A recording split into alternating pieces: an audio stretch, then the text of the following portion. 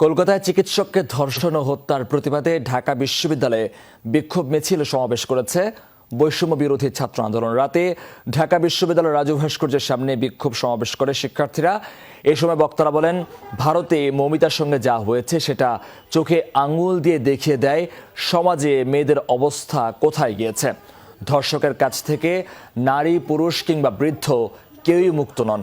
তারা বলেন, ধর্ষক কখনোই মানুষ হতে পারে না। এ সময় তারা ভারতের আন্দোলনকারীদের সাথে সংহতি প্রকাশ করেন। সমাবেশ শেষে বিক্ষোভ মিছিল বিসি ভবন, শহীদ মিনার হয়ে আবারও রাজু ভাস্কর্যের সামনে গিয়ে শেষ হয়। কর্মসূচি শেষে মৌমিতার শোকে 1 মিনিট নীরবতা পালন করেন শিক্ষার্থীরা।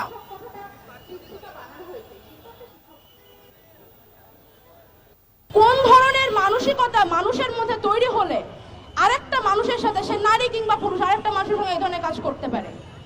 এখানে তো আসলে নারীদের ধর্ষণের কথা। আপনারা নিজেদের এরিয়াতে, নিজেদের পেরিফেরিতে, নিজেদের বন্ধুদের জিজ্ঞেস করবেন, ছোট ভাইদের জিজ্ঞেস করবেন, তারা জীবনে কতবার ব্যাড টাচের শিকার হয়েছে। একটা বাচ্চা ছেলেকে জিজ্ঞেস করে দেখবেন, তারা জীবনে কতবার বলাৎকারের ভয়